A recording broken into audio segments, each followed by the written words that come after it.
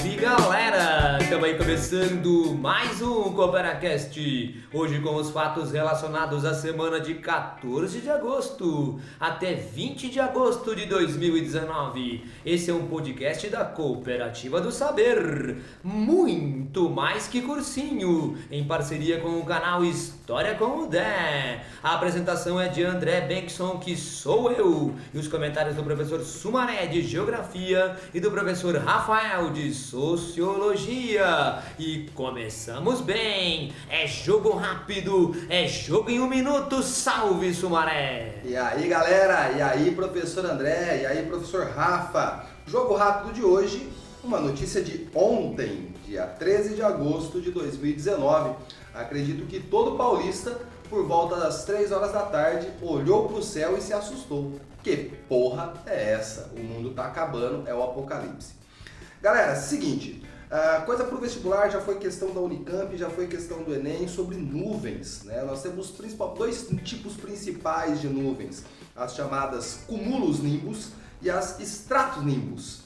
Uma delas é uma nuvem mais convectiva, de tempos de verão, que são aquelas nuvens carregadas. Sabe aquela chuva de verão, professor André? Que durante o final da tarde faz aquela carrega, parece que vai acabar o mundo, cai uma grande chuva e acabou? Sei sim, Sumaré. Isso é um tipo de nuvem que acontece no verão, quando você tem dias quentes. O outro tipo de nuvem é a stratus nimbus, que são nuvens de climas de temperaturas mais baixas, que acontece quando você tem junção de massa polar, que é o que nós tínhamos ontem. Se você prestasse atenção no céu de ontem, você veria que a nuvem era uma nuvem dispersa, apesar do céu estar escuro, amarelado, meio avermelhado. Então vem a pergunta, o que era isso? Se a gente pegar os dados do Metsul, a gente tem divulgação de tempo real meteorológicos, a gente vai notar que o que estava acontecendo ontem era uma passagem de uma borra de fumaça. Então era uma grande quantidade de fumaça que vem lá da região amazônica. Então sai lá da região amazônica, veio passando, cortando o centro-oeste do país e o sudeste do país. Não foi só o estado de São Paulo que presenciou isso. Acre, Rondônia, Amazonas, Pará, Mato Grosso do Sul, Minas Gerais, Paraná. Todos esses estados presenciaram esse fenômeno. Mas aí o estado de São Paulo, como é a locomotiva do país, foi quando foi visto no estado de São Paulo que isso virou grande manchete nacional. Essa borra de fumaça, ela vem desde a semana passada da Amazônia e vem passando pelo país, quando nós tivemos aí o Dia do Fogo, né? Um ato de protesto dos ruralistas e do agronegócio brasileiro, para mostrar que é necessário fogo para o processo do plantio. Marcaram um dia para atacar fogo e nesse dia foram registrados um aumento de mais de 700% dos focos de queimada na Amazônia. Essa fumaça vai para a atmosfera e isso vai se espalhar. Lembrando que isso não é a primeira vez que acontece no mundo. O ano passado, final do ano passado, um grande incêndio aconteceu na região da Califórnia e essa nuvem de fumaça também foi vista no litoral californiano. Em 1952, uma nuvem de fumaça como essa foi vista em Londres, também tapou toda Londres. E isso é considerado um dos pontos que vai levar à queda do Churchill. E a partir dessas nuvens que ocorreram em Londres em 52, é quando começa a se discutir questão ambiental. Essa nuvem em Londres de 52 é consequência de um aumento considerável na queima do carvão. Então, o que aconteceu lá em Londres em 52, nos Estados Unidos no ano passado e no Brasil ontem, são todas consequências de grande emissão em grande escala, num pequeno espaço de tempo na atmosfera. E nos 3 casos é necessário uma condição meteorológica, é necessário uma temperatura mais baixa, uma massa de ar frio. Lembra da inversão térmica, aquele dia de manhã de inverno que você olha, parece que o céu está escuro, mas em cima do céu está claro? Isso é uma reação que acontece com o ar frio prendendo essas partículas da atmosfera. Então o que a gente viu ontem tem essa relação com o ar frio. O jogo rápido não foi tão rápido assim, mas acho que era legal dar uma explicadinha nesse fenômeno de ontem. É isso aí. Muito bem, Sumaré, e impressionante, não é? Agora jogo rápido, é jogo em um minuto, salve professor Rafa! Fala galera, Bom dia, boa tarde, boa noite para você que está nos ouvindo, no nosso CooperaCast. O meu destaque da semana vem para a declaração do ministro Paulo Guedes, que relata em uma das suas falas para a imprensa que pensa em deixar o Mercosul caso Fernandes for eleito na Argentina. A chapa Fernandes, entre Alberto Fernandes e Cristina Kirchner Hernandes, que provavelmente, dados os resultados das primárias argentinas, serão eleitos como presidente e vice-presidente na Argentina. O que tange essa declaração, que é um quanto interessante, é que um pouco tempo atrás o Brasil perdeu a condição de ser o principal exportador de produtos para a Argentina. A Argentina sempre foi um parceiro comercial importantíssimo para o Brasil. Assim, importantíssimo em níveis muito altos de política econômica no Brasil. Então, a partir do momento que o ministro Paulo Guedes toma uma decisão de acordo com o resultado de uma posição eleitoral, a gente vê que essas decisões ideológicas relacionadas à economia, decisões que eram antes criticadas como ideológicas relacionadas à economia, principalmente na própria formação do Mercosul dentro do começo do século XX, pela formatação dos países que estavam com o governo de esquerda, não eram tão desmistificados nessa questão ideológica. Hoje você vê que, sendo inimigos políticos sendo colocados na Argentina, eu começo a recuar como parceiro comercial. Isso pode dar consequências ainda mais fortes para a economia brasileira, que já está em caminho de uma recessão técnica. Muito bem, professor Rafa, e agora vamos seguindo com a Cooperativa do Saber e vamos seguindo com o CooperaCast. E agora chegou a hora de se ligar na Coopera. E aí, professor Rafa? Galera, se liga na Coopera, por favor, pelo amor de Já, não deixem de fazer a inscrição dos simulados. Do simulado Enem agora de sábado estão abertas as inscrições. Vai lá, se inscreve, porque a gente não deixa de escrever depois do prazo. Então temos um prazo, se inscrevam nos simulados, não percam os simulados são importantes, ainda mais na reta final do nosso ano, gente. Vão lá, aproveita, se inscreve, faça os simulados e colhem aqui na Coopera aos sábados. Perfeitamente, e agora chegou a hora dos temas da semana, temas quentes da semana, e como sempre, aqui nos estúdios avançados do CooperaCast, eu trouxe aqui o famoso Baú da História. Vamos abrindo o Baú da História e nós aqui analisando o Baú da História estamos encontrando muita coisa relacionada à repressão do Estado, não é? Repressão de Estado. Vou ler aqui para vocês algumas das coisas mais importantes que aconteceram essa semana aqui na história em relação à repressão do Estado. Olha só, em 16 de agosto de 1792, o Maximilien Robespierre, um dos líderes jacobinos da Revolução Francesa, apresenta a petição da Comunidade de Paris para a Assembleia Legislativa, para a Convenção Nacional, que exigia a formação de um tribunal revolucionário. Esse tribunal revolucionário, inclusive, no final vai gerar aquele período do terror. Em mais ou menos 2 anos, aproximadamente 30 mil pessoas foram guilhotinadas nesta época lá na Revolução Francesa. No dia 14 de agosto de 1936, massacres de Badajoz, realizada pelo exército sublevado contra civis e militares defensores da Segunda República, durante a Guerra Civil Espanhola, que ficaria lá de 36 até 39. Agora, já no dia 19 de agosto de 1936, a grande purgação da União Soviética começa, quando o primeiro dos julgamentos de Moscou é convocado. Então Stalin começa, na União Soviética, a eliminar todos aqueles que ele considera que são contrários a ele. Você tem toda uma série de expurgos lá na União Soviética pelo stalinismo nos anos 30. Partiu Sibéria! Muitos, inclusive, foram levados para campos de concentração lá na Sibéria. Agora, já no dia 20 de agosto de 1968, as tropas do Pacto de Varsóvia invadem a Tchecoslováquia, esmagando a Primavera de Praga. Muito bem, um acontecimento muito importante, inclusive na época da Guerra Fria. Já no dia 15 de agosto de 2005, ou seja, mais recentemente, começa o plano de retirada unilateral de Israel para a remoção de todos os israelenses da faixa de Gaza e de 4 assentamentos no norte da Cisjordânia.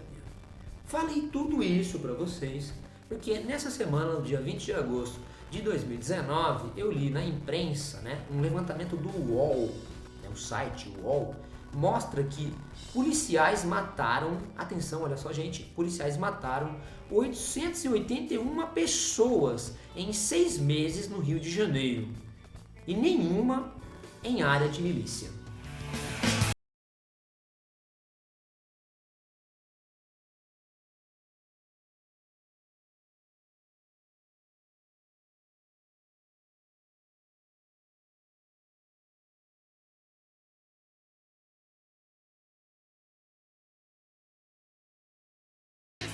Muito interessante, né, Sumaré? O que você fala? Bom, antiga ordem mundial, Guerra Fria, nova ordem mundial, e a gente vê uma repressão de Estado.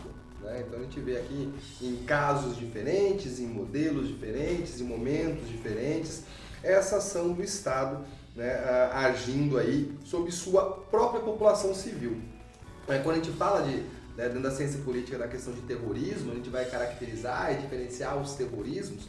A gente tem o chamado terrorismo consensual, que a gente vê sempre uma ação civil contra um Estado. Né? Os grupos terroristas conhecidos, né, eles vão ser aí esses grupos consensuais, né, esses grupos civis contra o Estado. E, inclusive, nessa semana também, o presidente Bolsonaro anunciou que vai categorizar, o Brasil vai ser um dos países que vai categorizar o Hezbollah como grupo terrorista. Né? Alguns países do mundo já têm o Hezbollah como grupo terrorista. Né, o presidente brasileiro disse que também vai fazer essa categorização. Então é um grupo civil contra o Estado. Porém, existe a ação inversa. Você também vai ter a ação do Estado contra a população civil. Aí também existe o terrorismo de Estado. Esse terrorismo de Estado, ele é mais visto, ele é mais presenciado, a gente pode ver esse terrorismo de Estado de uma forma mais perceptível quando a gente fala de regimes totalitários, né? E aí entra aquela divisão que a gente vai utilizar de regimes totalitários, regime autoritário, isso é mais presente. Porém, a gente pode ver aqui que, inclusive, em governos democráticos, essa ação de repressão do Estado vai estar presente.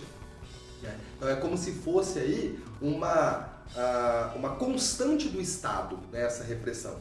E aí lembra Weber pra gente, né? Essa ideia de que o Estado, né, ele tem um monopólio do uso legítimo da força. Então essa ação da repressão do Estado serve quase que para manter a presença desse Estado. É mais ou menos isso, professor Rafa? É bem isso, né? Assim, não só o Weber caracteriza a violência e o Estado de uma forma muito orgânica, até funcionalista, né? O Estado nasce pela necessidade de controle da violência. E a ideia de ter o monopólio do uso da violência vem muito no processo de concentração de poder na formação dos Estados nacionais na transição do feudalismo para o capitalismo.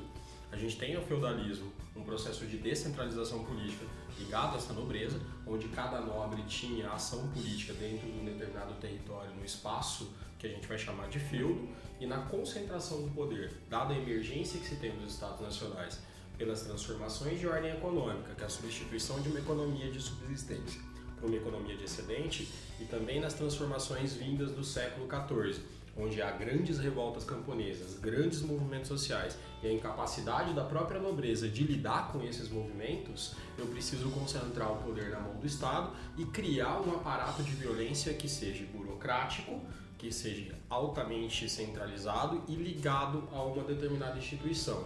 No caso, nesse momento, vai ser as monarquias nacionais. O Estado intimamente vai estar ligado a essa construção de violência. E não só, nós não estamos falando só em perspectivas weberianas. A gente pensar no próprio marxismo em si, o conflito de classes vai ser mediado a partir do sistema capitalista pela superestrutura construída através dos Estados nacionais. E, obviamente, outros autores também mediam a questão do Estado. Se a gente pegar entre uma questão contemporânea, o próprio Foucault, ele não considera o Estado como um aparato, enfim, em si, ele não é uma coisa que existe em si mesmo, mas ele é como uma evolução de uma determinada forma de governo dentro da sociedade, que tem como prerrogativa o controle da violência, que hoje ele não é só significado dentro dos aparelhos, mas pensando nos corpos, pensando nas ideologias e como ele vai produzindo aquilo que a gente sabe, aquilo que a gente entende. é muito interessante dentro dessas notícias e pensar que são notícias relacionadas a questões que vão ser muito mais estruturantes, né? A gente tem tropas do Pacto de Varsóvia, grandes expurgos, retiradas unilaterais, mas ao mesmo tempo, quando a gente fala que o levantamento do UOL mostra que policiais mataram 881 pessoas em 6 meses no Rio de Janeiro, parte de uma população internaliza essa violência, reconstrói essa violência dentro de si num ideal de subjetividade que apoia, em algum momento, que pessoas sejam mortas pelo Estado sem muitas mediações para saber quem são essas pessoas que foram mortas, numa ideia de uma justificação de uma determinada guerra contra o crime. Então, olha, tá sendo morto a pessoa, mas morreu, alguma coisa tá devendo. Você cria uma determinada narrativa que justifica que o Estado pode estar fazendo esse tipo de apagamento de pessoas, né, professora? Verdade, parece que o presidente, há um tempo atrás, né, num acontecimento no presídio no norte do país, não é? Acabou fazendo um comentário semelhante a isso, né? Dizendo que se os caras estavam no presídio, então deveriam estar devendo alguma coisa, né? Eu também estava lendo na imprensa também esses dias, que tem a ver que ao mesmo tempo que essa área de milícia parece ser mais segura, né?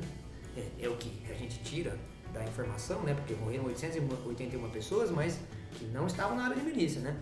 Eu li também na imprensa que diminuiu o investimento do Estado brasileiro em segurança.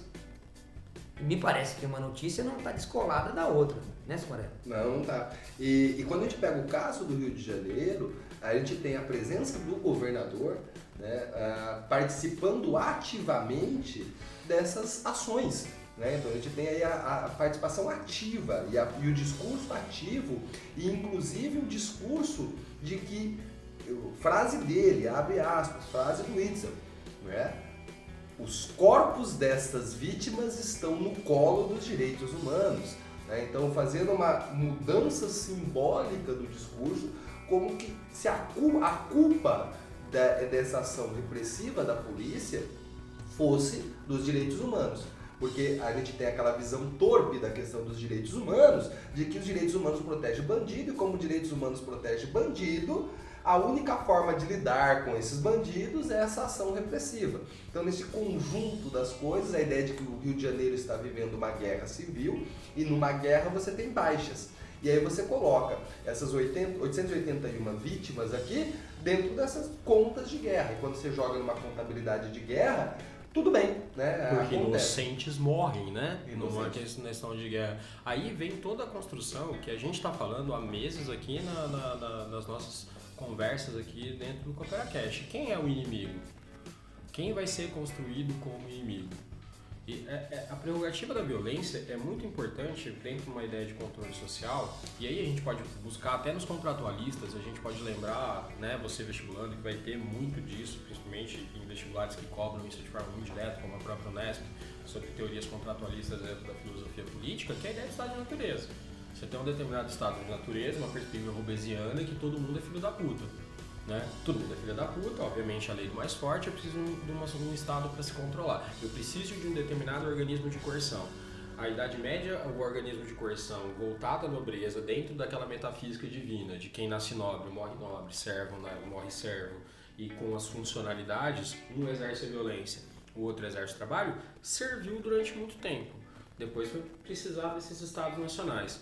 Mas o que chama a atenção, quando a gente, obviamente, volta para a história para analisar isso, são coisas que hoje em dia a gente tem que voltar a pensar até do ponto de vista da construção dos estados. A gente falou da questão de Maximilien de Robespierre quando a Revolução Francesa. O Norberto Bobbio, ele traz uma questão muito interessante quando ele fala sobre direitos universais, que é a questão de como esses direitos universais vão ser construídos e como eles vão ser entendidos como universais. É que em um determinado momento, grande parte da sociedade, todo o globo, vai entender que algumas questões são muito além, eles existem muito além dessas questões de construção de Estado. Elas devem ser mantidas para além dessas organizações sociais. E a gente pode pensar das prerrogativas que a própria Revolução Francesa traz, uma perspectiva liberal, que é igualdade, uma ideia de liberdade, uma ideia de fraternidade. Obviamente a gente pode mensurar o que são esses conceitos, mas isso define a questão do direito do humano, daquilo que a gente pode definir como humano. o que a gente está passando hoje, e não só no Brasil, dá para estender para outros lugares, as definições do que é humano estão muito concentradas na questão de quem é meu amigo, quem é meu inimigo, quem está próximo a mim, quem está distante a A mim. expressão do momento, professor Rafael, a gente escuta muito, pessoa de bem, as pessoas de bem que elas têm uma carta de direitos diferente das pessoas que não são de bem, não é isso? E elas são livres para poder agir de forma violenta com quem eles não entendem ser de bem. E se a gente pensar que essa construção do que é essa definição de bem, havia jornais, por exemplo, havia jornais no sul dos Estados Unidos, no final do século XIX, jornais financiados pela Ku Klux Klan, uma organização racista, supremacista branca do sul dos Estados Unidos, cujo título do jornal era Good System. Me parece que a origem da palavra pessoas de bem é da Ku Klux Klan, né? E a gente ressignifica isso hoje numa modernidade, esquecendo a categoria como que isso foi construído historicamente, e aí a gente consegue fazer, a gente não media essa distinção. O cara mora na favela, obviamente ele me oferece um tipo de perigo. Como se toda a morte que for executada, eu não duvido nem um pouco que as pessoas que estão aqui haviam realmente pessoas com alta periculosidade que foram em conflito com agentes do Estado, acabaram sendo mortas. Mas pensar que em 881 pessoas em 6 meses, e os relatos são distintos, há uma entrevista de um cobrador, um motorista de ônibus no Rio de Janeiro, que ele fala de um jeito que assim, ele fez a âncora da televisão chorar, a Adriana Bach chorar, no sentido que eu peguei o meu neto quando ele nasceu, eu peguei o meu neto morto, indo para a escola. Ao caso icônico do músico e sua família indo a uma festa de aniversário que tomou da polícia tipo uma centena de tiros. Não foi uma centena, foi 81 tiros. Ah, tá. Foi 81 tiros. Agora Gente, sim. 881, gente, dá mais de 4 por dia. É mais de uma morte por 6 horas. É 4 cooperativas, tá, gente? Você que é aluno da Cooperativa do Saber, é como se nós aqui, em 6 meses, né, nós temos um número de alunos em torno de 250, 300 alunos frequentando a escola em média. Pensa mais ou menos que é como se a nossa escola fosse exterminada 4 vezes por agentes do Estado. É muita coisa, é muita coisa. E interessante, um adendo final, que eu acho que é importante a gente colocar, e nós estamos falando, não é uma questão, não há aqui espectros de dicotomias de esquerda, direita e afins. As notícias que trazem aqui, que é a repressão do Estado, e isso que a gente pode chamar, que o Sumaré colocou muito bem como terrorismo de Estado, tem outras prerrogativas. A gente está falando da grande purgação da União Soviética, né? Que é dentro da inspiração marxista que se tem de uma ideia de uma sociedade sem classes sociais a partir dos modelos econômicos.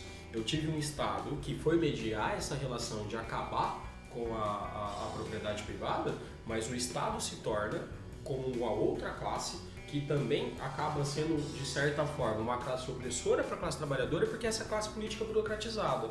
Né? Tem um livro muito bem do Charles Bentley que ele fala da sociedade de classe na União Soviética.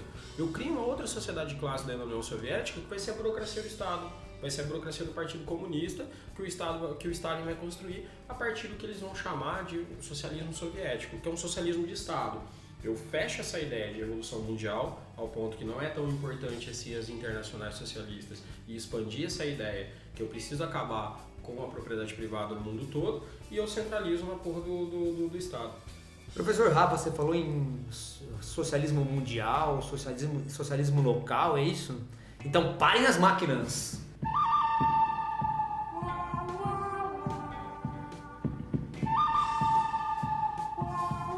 Pinga fogo! Pinga fogo! Gente, olha só! No dia 20 de agosto de 1940, na cidade do México, o revolucionário russo exilado Leon Trotsky é fatalmente ferido com um machado de gelo por Ramon Mercader. Ele morre no dia seguinte. E aí?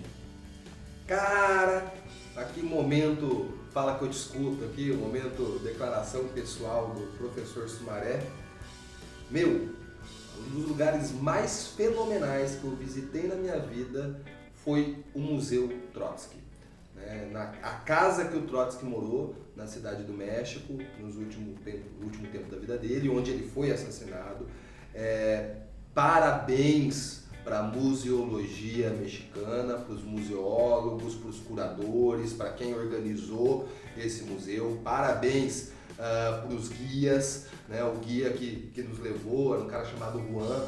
Né? Parabéns para todo mundo ali. É um museu espetacular. Se um dia você for para a cidade do México, recomendo muito o Museu Trotsky. Eles conseguiram organizar, é uma casinha pequena, uma casinha muito pequena, mas eles conseguiram organizar praticamente toda a vida do Trotsky dentro dessa casinha. E ao longo do percurso no museu, o percurso guiado, você vai passando pelos cômodos da casa e você vai fazendo algumas curvas dentro da casa, você vai chegar a sair da casa, voltar para dentro da casa, que você começa pela entrada principal da casa e a penúltima coisa que você vai passar é a biblioteca da casa, que é onde o Trotsky foi morto. Então você vai passar por todo esse trajeto onde vai contando a história, desde o Trotsky na Rússia, do processo da Revolução Russa, passar pelo Exército Vermelho até chegar no assassinato dele. E aí acaba isso aí, a última coisa, você vai para o jardim da casa, que é onde o Trotsky está enterrado. O Trotsky está enterrado nessa casa, tem o túmulo dele lá. E aí, cara, independente de ser trotskista, de ser stalinista, de ser leninista, de ser qualquer um desses istas, é uma grande aula de história, uma grande aula de momento aí que, como o professor Rafa falou, nós estamos falando de União Soviética, nós estamos falando de um regime socialista real. E nesse regime socialista real se apresentou uma distinção de dois projetos, o projeto do Stalin e o projeto do Trotsky. E essa distinção, essa divisão desses projetos vai colocar o Stalin no poder, esse Stalin no poder, essa grande purgação da União Soviética e a morte do Trotsky do outro lado do mundo. O Trotsky vai ser assassinado lá no México, né? E o cara que assassina o Trotsky, ele nunca foi comprovado uma ligação direta com o regime soviético, porém foi comprovado vamos dizer assim, a aproximação dele, os interesses, o carinho pelo stalinismo, mas nunca foi comprovado que foi realmente a mando do Stalin. A gente assim como a gente fica como pesquisadores, como sociólogos que aqui somos, quase através da nossa formação, é muito interessante a gente pensar quando que a gente fala em socialismos, tá? É a mesma coisa que a gente faz sempre da adequação ao liberalismo. O liberalismo não é tudo a mesma coisa, os socialismos também não. Quando a gente fala da distinção de Trotsky e Stalin, principalmente a partir da morte de Lenin, a gente tem o quê? São dois projetos. O Stalin tinha por vias do seu projeto de socialismo fortalecer a União Soviética, né? Mediar que esse Estado Nacional Soviético fosse construído, que a gente tivesse um aparato econômico possível de fazer ali da União Soviética um grande país, e de certa forma a gente pode pensar que economicamente você tem avanços significativos, né? Eu sempre gosto, eu acho muito interessante dentro da propaganda soviética a propaganda da família Gagarin. Você tem Yuri Gagarin pai em 1922, pós-guerra civil, descobrindo num campo na região de Novodov a lâmpada elétrica. E do tipo assim, olhando para aquilo lá de forma, né, abestalhado, tipo, lâmpada elétrica. Isso para uma Rússia que era praticamente feudal depois da segunda metade do século XIX. Só em 1867 você vai ter a liberação da servidão. É incrível para aquele cara. E 30 anos depois o filho dele estava dando a volta na Terra, né? Então é uma construção econômica, de certa forma, que ajudou a União Soviética a ser o que ela foi dentro do contexto da Guerra Fria, e todas as mediações possíveis podem ser feitas. Tudo que a gente está falando aqui é passível de simplificações e generalizações. Mas Trotsky, na linha que você tinha a partir das construções de uma determinada internacional socialista, que vai nascer em 1867, a primeira seria em Londres, com a própria participação de Marx e Engels, a segunda vai ser em 1895, se a minha memória... 89, com Engels conduzindo em Paris. Então você tem essas internacionais. O Stalin meio que, né, tira um pouco desse papel internacional assim que ele assume, e o Trotsky tinha como essa ideia de promover a revolução. E nesse sentido, por exemplo, é o que tem a construção de alguns, né, dos partidos comunistas, que até como o nosso, no caso em 1922, que vai ser... Daí já vem a Brasil. fruto da Terceira Internacional, Sim, da Terceira que é do Internacional. Lenin em 1919. Né? Então veja, gente, nós estamos falando de projetos de interpretações do próprio marxismo, né, que são projetos distintos. A obra marxista ela é imensa e é passível de ser interpretada de várias formas quando a partir de uma teoria que foi apresentada no século XIX, atores políticos vão ressignificar ela de acordo também com as suas realidades regionais, com as suas características acadêmicas também, as suas características intelectuais daquele determinado momento. Então é muito interessante isso. Mas, sem maiores divagações, a gente pode pensar que o socialismo soviético, né, é um projeto que utilizou de alguma forma da repressão do Estado para conseguir os seus anseios, para conseguir as suas ações. E ficar dentro só da Rússia, então a gente não precisa nem expandir. Vamos pegar o modelo soviético russo. Aí você tem já 3 modelos pré-União Soviética. Né? Você tem Lenin, Stalin e Trotsky, com diferenças nessa interpretação significativos. dentro desse marxismo. Se você pega pós-União Soviética, você ainda vai entrar aí Khrushchev, você vai entrar aí uma série Brejev. Oi? O Brejev, Depois o Gorbachev. Então você vai chegar aí em aplicações diferenciadas dentro da própria União Soviética. Então, como o professor Rafa falou perfeitamente, do mesmo jeito que você tem N capitalismos, e dentro desses N capitalismos, você pegar só o liberalismo, você tem N liberalismos, dentro do socialismo você também tem N socialismos. E a gente pode pensar como que a gente tem, como isso significa, lembrando, quem não fez o curso do professor Guilherme, conversem com o professor Guilherme, como isso, por exemplo, significou em outros lugares. Se a gente pensar dentro da Europa Ocidental, a gente tem como o pensamento de Antônio Gramsci ressignificou dentro da Europa Ocidental na construção de um determinado socialismo e interpretação sobre Marx. Aqui na América Latina, a construção do socialismo que vai virar o socialismo cubano, um movimento que nasce nacionalista, depois se torna socialista a partir de Che Guevara, Camilo Cienfuegos e o próprio Fidel Castro. No Peru, você tem Mariátegui. No Brasil, você tem pensadores como o próprio Caio Prado Júnior, que vai pensar o Brasil. E na África, você vai ter também pessoas como Franz Fanon, ou de uma forma prática, a gente pensar como Thomas Sankara, em Burkina Faso, que tem inspirações marxistas, mas usa esse marxismo num processo que vai estar dentro da ideia de descolonização de África e de Ásia. Gente, olha só uma coisinha. Nós estamos falando de repressão de Estado, né? E você falou de África também, não é? E não há algo que realmente é muito forte em termos de repressão de Estado, é que é a construção do modelo do Apartheid na África do Sul, né? Então, parem as máquinas, porque é pinga-fogo!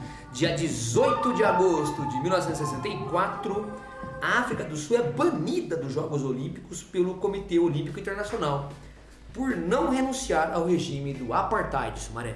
Cara, o Apartheid, é importante a gente pontuar uma coisa aqui, principalmente para o vestibular. Né? O que diferencia o Apartheid do racismo pura e simplesmente estrito? O Apartheid ele é um regime de segregação institucional, ele é institucionalizado, ele é legalizado. Então você tem dentro da questão do Apartheid leis e regras de segregação. Quando a gente fala Apartheid no caso da África do Sul, a gente pode pensar de uma forma simplificada da separação dos brancos e negros. Porém, o Apartheid na África do Sul ele é um conjunto de leis que vai desde 1910, a primeira lei é de 1910, e você vai ter modificações das leis até os anos 70. Aqui nos anos 60 é onde você tem uma intensificação desse Apartheid, que vai ser chamado por alguns de o Grande Apartheid, que é onde você vai ter a criação dos chamados bantustões. Os bantustões, que vai ser a ideia de transformar, segundo, na verdade, não deixar virar, né? Segundo os próprios defensores do Apartheid, não deixar uma maioria demográfica se tornar uma maioria política. Cara, isso é maravilhoso. Isso né, é maravilhoso, isso é maravilhoso. Ai, caralho. Porque qual que é a ideia dos bantustões? É você criar dentro da terra, que já vem lá de 1910, a Lei de Terras, você colocar as terras de negros que era cerca de 10% do território do país, essas terras de negros seriam divididas nos chamados bantustões, e esses bantustões passariam a ter uma autonomia política. Ou seja, os negros ali dentro poderiam votar em dirigentes negros ali dentro.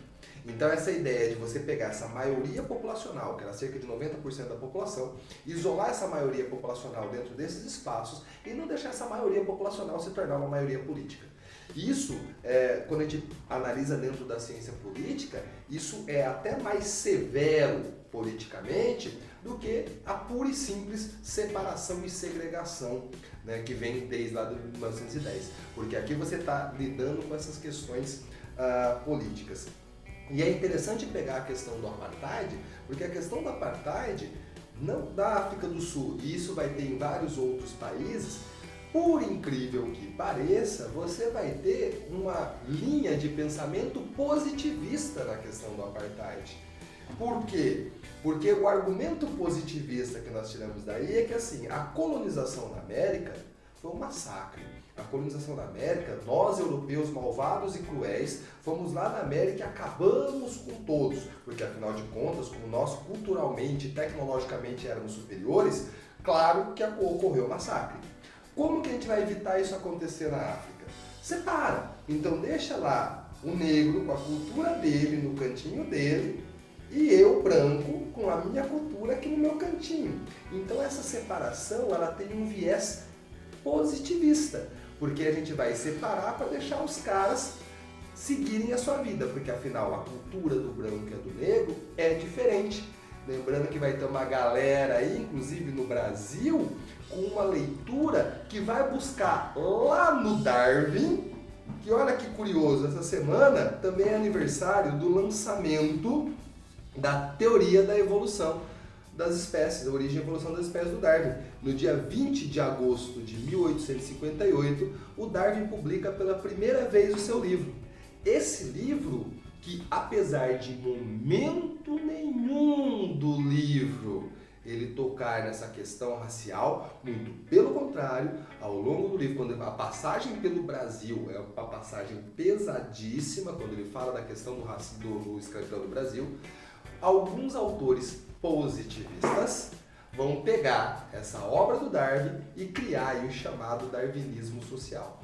Então, dentro da ciência, das ciências humanas, da ciência política, dentro das ciências humanas e da ciência política, você vai ter essa leitura puxada para o positivismo, para essa questão da manutenção das elites e classes dominantes. É ou não é, professor Rafa? O professor Rafa está se contorcendo aqui, gente. Não, assim, se tivesse margem, ele está se contorcendo, se mordendo. Eu vou falar assim, gente, hoje vocês vão pedir licença poética para vocês, nossos ouvintes, que em geral o nosso Coperacast dura 45, 50 minutos. Hoje o negócio vai longe, tá? Porque aqui caem muito de coisas que a gente discute também como professores aqui na escola, de como os assuntos são abordados. Isso que o Sumaré falou sobre positivismo, sobre essa construção positivista, é uma coisa que a gente vai ouvir dentro da história do Brasil, hein, professor André? Quando que a gente pega, por exemplo, Nina Rodrigues, né? Nina Rodrigues vai ser, por exemplo, um dos pioneiros da antropologia brasileira, que se utilizava de métodos biológicos, né? Ele era médico também de formação, para tentar reverificar questões sociais. Isso que o professor Sumaré colocou é muito interessante quando a gente pensa. Outros caras também vão fazer isso no século XIX a partir de teorias do Darwin, por exemplo, o Herbert Spencer. O Spencer vai ser o criador desse conceito de darwinismo social, que era biólogo de formação, que é uma transposição de uma questão de como a ciência natural, a partir das metodologias que o Darwin traz, para as questões sociais. O Nino Rodrigues, gente, media crânio de negros e brancos e propunha sistemas jurídicos diferentes para ambos os casos.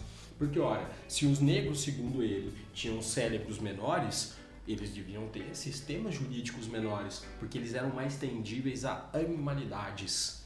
Então a gente está falando isso, essa construção positivista influencia no Brasil de uma forma assim, fodida, que não é pequena. Eu quero fazer um parênteses aqui para ressaltar uma coisa para vocês, galera. Eu não sou professor de sociologia, apesar de ser sociólogo, cientista político, eu já dei aula de sociologia. Mas uma questão aqui do positivismo. Olha como é esse discurso positivista. Eu estou pegando algo que na nossa leitura, quando a gente vai fazer uma leitura social e analítica, a gente vê que é algo bizarro. Eu estou diferenciando brancos e negros e falando que o negro é inferior. Só que olha como isso é positivo. Porque pelo fato do negro ser inferior, tadinho, ele não pode ter o mesmo sistema jurídico do branco, porque o branco, ele é racional. Então o branco, ele tem que ser punido de uma forma mais severa. O negro, tadinho, por ser inferior, por não ter essa percepção, a gente faz um sistema jurídico diferenciado. Perceba que está na mesma lógica do apartheid da África do Sul. Eu faço essa separação porque são diferentes culturalmente. Volta, Rafa. Não, o que a gente está falando aqui, e outra coisa, são como que essas narrativas são criadas, tá? Porque pensa, eu vou reler a notícia, até por uma questão de narrativa, quando que a gente fala do apartheid. A gente pensa, a África do Sul é banida dos Jogos Olímpicos pelo COI por não renunciar ao sistema do apartheid. Que ano que é? Em 1964. O que a gente tinha em outro estado que era muito importante nessa época ainda, em 1964, professor André? Outro estado? Outro estado importante na Guerra Fria. A gente falou isso de CooperaCasts passados. Quando a gente tem a abolição da escravatura nos Estados Unidos, os escravos não alcançam o quê? Os direitos civis, não é isso? Isso só vai ocorrer em 1964. Exatamente. Mas a gente olha para a África do Sul quando fala em apartheid, enquanto você tem quase 100 anos de apartheid nos Estados Unidos, e entra também, como a gente estava falando, como o racismo é significado de várias formas. Usando um pouco o Weber novamente, a gente falou do Weber na violência, mas o Weber tem uma teoria de dominação que é extremamente interessante. A dominação ela pode ser, segundo o Weber, tradicional, carismática ou racional legal. A gente vê que o apartheid é uma dominação de categoria racional legal. Ela é racionalizada e identificada dentro de um pressuposto de uma lógica jurídica. Os Estados Unidos tiveram isso e não tiveram nenhum tipo de isenção do COI durante todo esse período. É o período, por exemplo, que ocorre também a questão de Panteras Negras e outros momentos que vai ser ressignificado dentro do esporte. A figura dos negros levantando a mão esquerda com sinônimo de luta, vai percorrer assim todo mundo daquela época. Eu que não sou professor de história, que não sou muito atento a datas, que ano que é o caso Rosa Parks mesmo? 55. Mas... 55. Aí que ano que é o assassinato do Martin Luther King? 68. 68. De Malcolm X? 19? É um pouco antes, né? Mas é por aí, final dos anos 60 também. Isso. As Olimpíadas que vai ter significativo lá, os Panteras Negras erguendo o punho. Cara, México 68. final dos anos 60. Ou seja, Martin Luther King, Malcolm X, Panteras Negras, o movimento negro nos Estados Unidos, e junto também com o movimento feminista, movimento LGBT, que na época ainda era o movimento hippie, a contracultura, hippie, contracultura, tudo isso está pululando nesse final dos anos 60. Então parem as máquinas. Você está falando de movimento hippie. Gente, no dia 15 de agosto de 1969, portanto faz 50 anos, início do Festival de Woodstock, em Nova York, apresentando alguns dos melhores músicos de rock.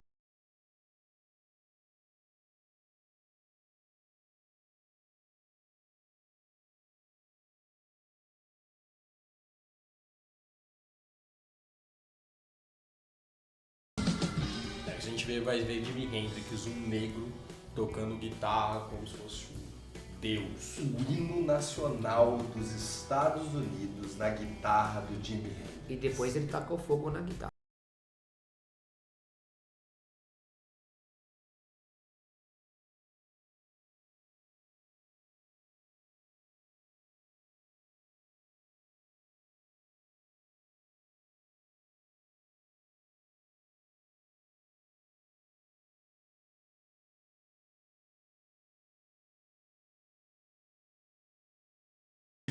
É um momento muito importante para essas construções de pensamento que vão além da própria questão da Guerra Fria.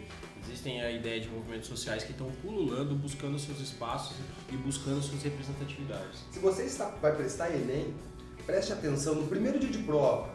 O primeiro dia de prova, que é o dia de linguagens e humanas.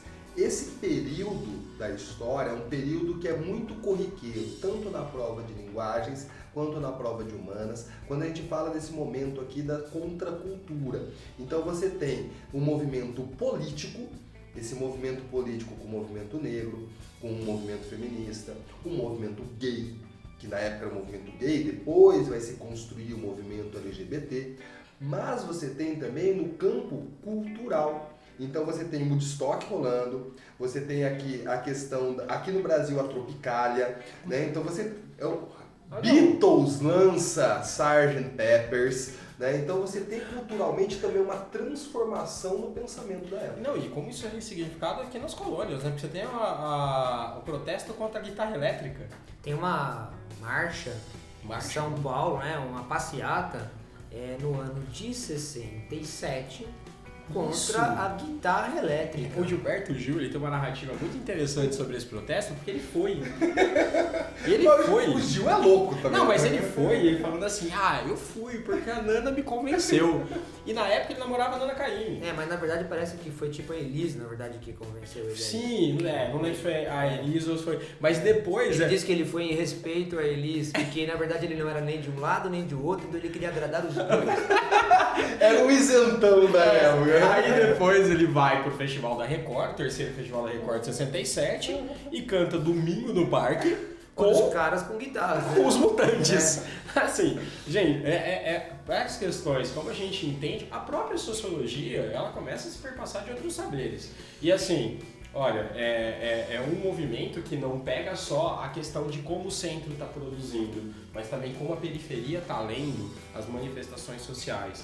Existem pressupostos diferentes acontecendo no tal mundo civilizado que foi construído durante todo o século XIX, Estados Unidos e Europa Ocidental, basicamente. Como a gente aqui na periferia do capitalismo está lendo esse postagem? Gente, a gente não podia deixar de falar aqui no CooperaCast, já que estamos falando em questões raciais, né, questões sociais muito importantes, que temos também uma data super importante agora em agosto, que é 14 de agosto de 1791.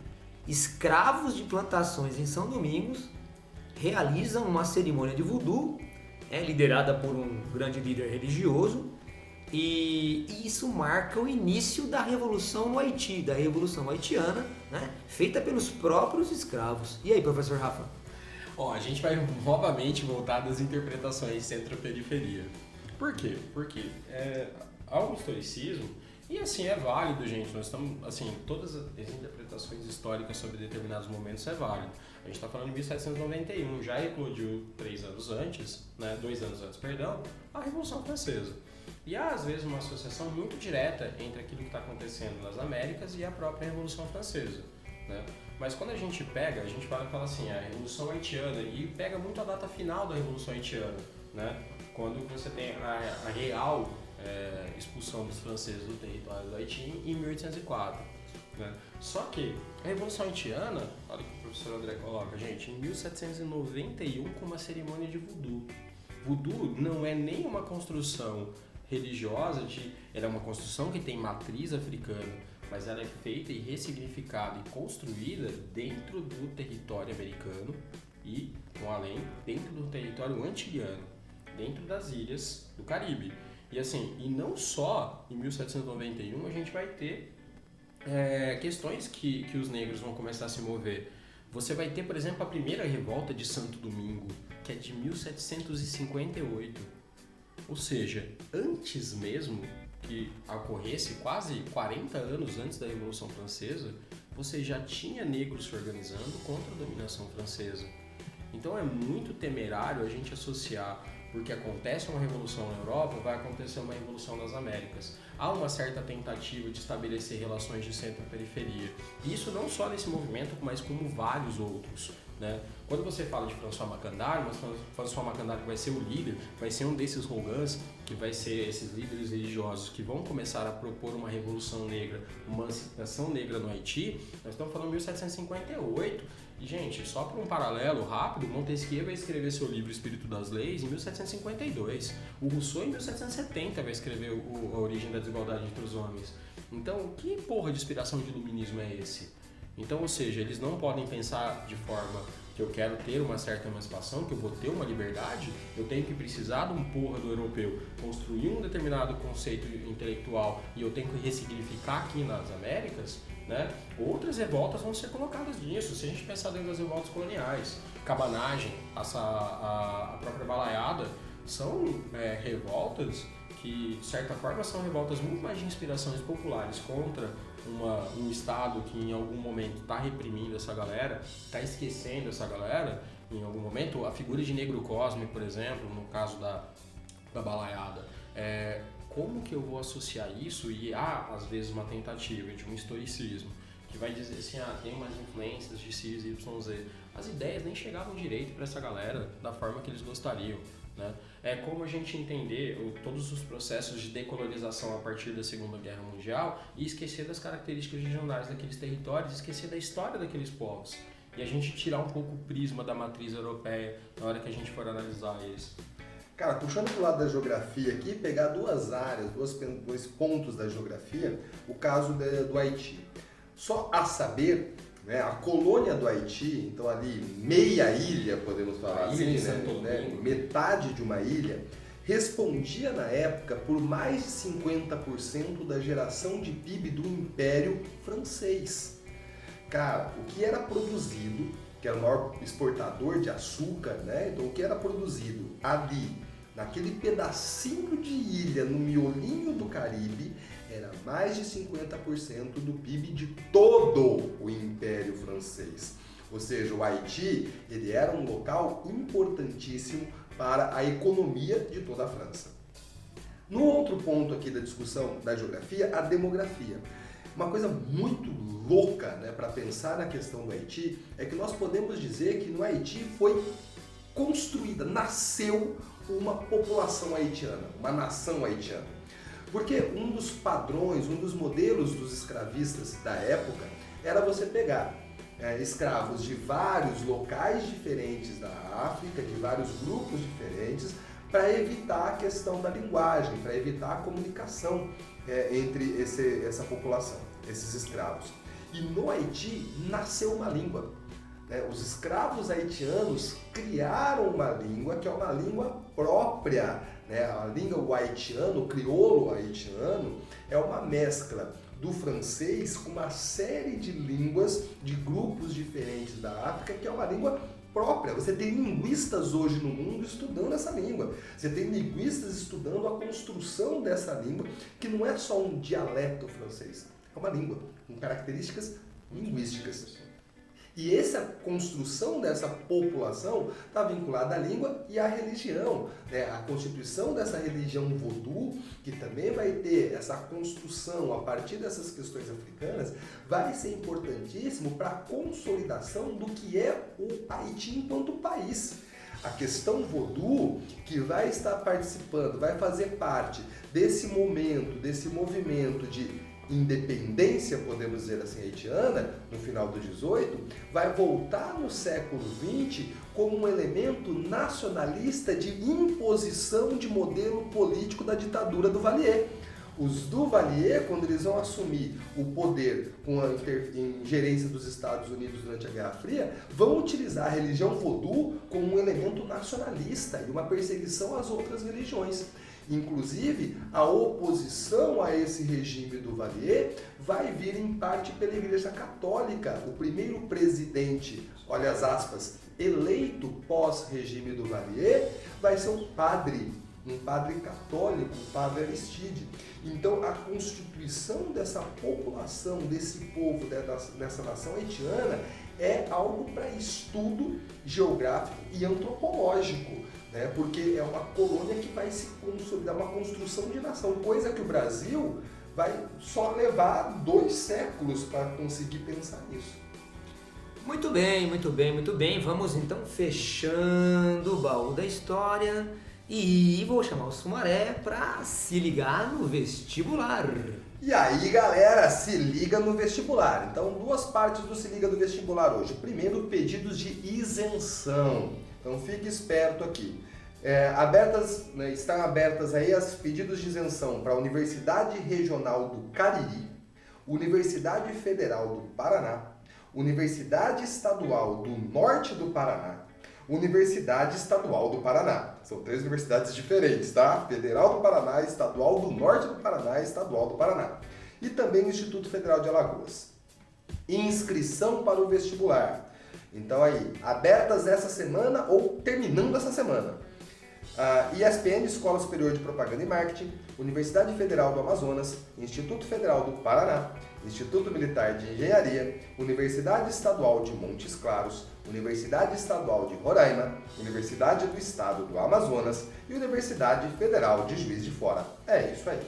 Valeu, Sumaré! Você ouve o CooperaCast no SoundCloud, no TuneIn, no Castbox e no Spotify. E pelo YouTube, no canal História com o Dé. Aí você vai acessar o Facebook e vai curtir a página do CooperaCast.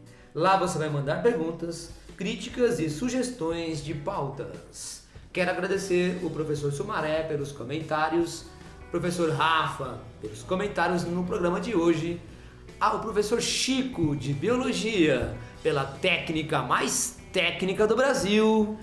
E muito obrigado e